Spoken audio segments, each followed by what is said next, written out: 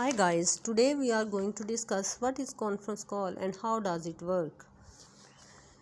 A conference call is a telephone call involving multiple participants, also known as a teleconference. People invited to the meeting can join by dialing a number which will connect them to a conference bridge.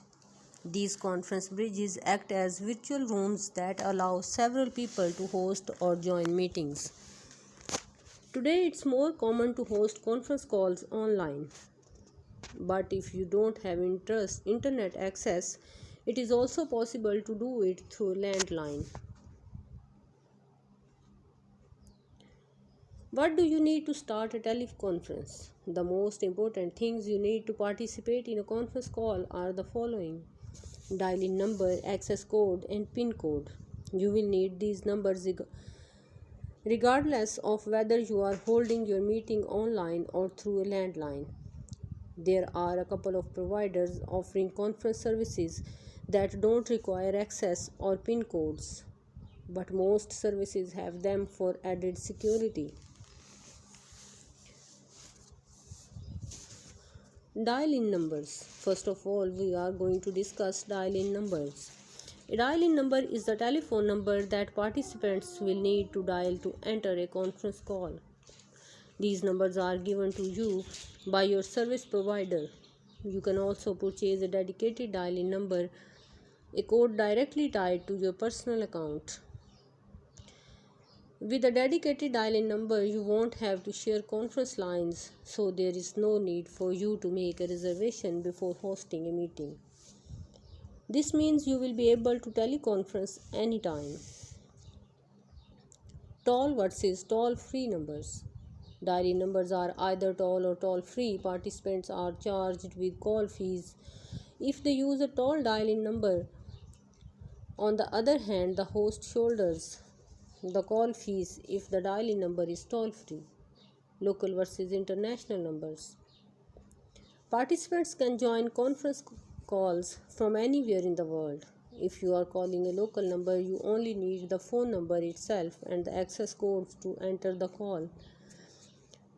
Take note whether the number is toll or toll-free to avoid any surprise charges to your bill. If you are calling internationally, you need to add a country code at the beginning of the number you are dialing.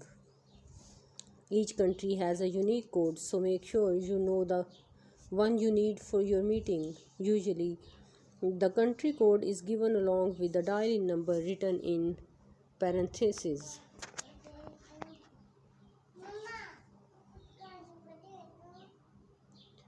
Access codes. In addition to a dial-in number, you will also be provided with an access code to input when you join a teleconference. Access codes are usually 7 symbols, and if you are the host, you need to distribute the code to the meeting participants. PIN codes. Sometimes access codes are also called PIN codes, and this serve the same purpose. But for most services, PIN codes are used by the host to start the conference. This also allows them to access special features like conference lock, recording, call counter, caller count, and more. Now we will discuss how many types of conference calls are available. There are two main types of conference calls. Number 1, operator assisted. Number 2, reservationless. They differ a lot in terms of cost and features, but both types have pros and cons. Let's look at both types in more detail. Number 1, operator assisted. As its name suggests, an operator assisted conference call has an actual operator on the line to help facilitate the meeting. These types of teleconferences are typically more expensive than the reservationless option. But the good thing about an operator assisted conference is you can assign minor tasks to the operator, so you can just focus on the meeting. For example, they can take note of every incoming call and dial in participant for you. They can also record the call and provide detailed transcripts once it's over. Aside from being more costly, a considerable Downside to relying on operator assisted conferences is that to have to make a reservation before you can set up a meeting. This means you can't host quick, spontaneous meetings with your team. An operator assisted call is ideal for large, formal conferences because an operator can provide additional support to make the meeting flow more efficiently without overwhelming the host. Reservationless. In contrast to the operator assisted option, reservationless conference calls are not facilitated by an operator. Instead, the host is the one that facilitates the call. The main advantage of reservationless conference calls is that you can set up a meeting without having to reserve a conference line. You have a dedicated line which you can access anytime to host a meeting. Reservationless services are more commonly used compared to operator assisted ones since they are usually cheaper. Not only that, but they also give meeting organizers more control over the schedule and flow of the conference. Now we will discuss how do you start a meeting with a conference call. A web conference has different steps to a phone conference. Before we get into them, we first need to establish the differences between a web and a phone conference call. Web versus phone conference calls.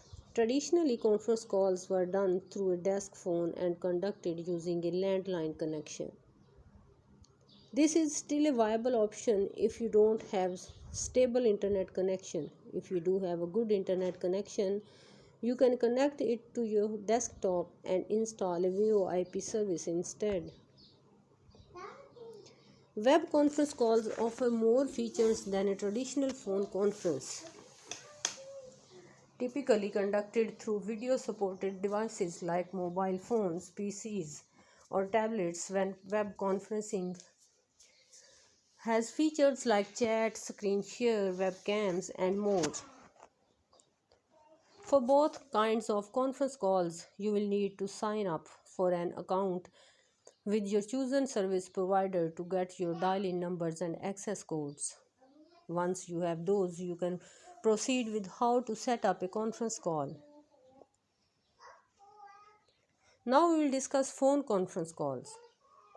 If you are using a desk phone, your way of setting up and accessing a conference call is pretty limited.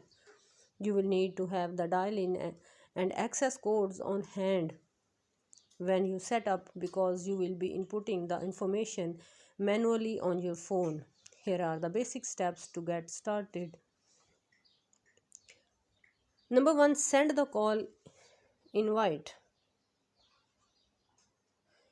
Choose a convenient time and date to conduct the meeting. Create a memo for the meeting participants and make sure to include all of the necessary information like the dial-in and access codes. Number 2, input the dial-in number. On the conference date and time, input the dial-in number on your desk phone. Number 3, input the access code. First, enter the access code itself. When prompted, input the PIN code as well. As we mentioned above, sometimes the access and PIN code are combined into one and is called a host access code.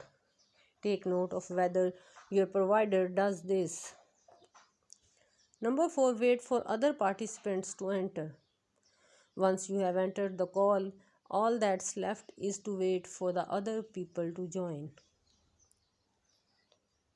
Now we will discuss web conference calls. Download any required software. Many conference calling services allow you to make calls through their website, but some also offer a downloadable app. These apps usually come with more controls and features, so it's better to use them instead of a browser to do a conference meeting. Number 2, send the call invite. Similar to the first step for phone conferencing, you also need to send the meeting details to your participants. With web conferencing, you have the option of sending an online meeting ID instead of the dial-in and access codes. Number 3, click on the meeting invitation. When it's time for the meeting, just click on the meeting invitation button. You might also be prompted to input the online meeting ID. Number 4, choose your connection. If you are using audio conferencing, you can choose whether to connect using your phone network or VoIP. Number 5, wait for other participants. Once you are all set up, you can start waiting for participants to come in. Meeting attendance will usually be displayed on the screen, so you will be able to keep track of them more easily. That's all. Thanks for watching my videos and don't forget to subscribe my channel. Thanks a lot.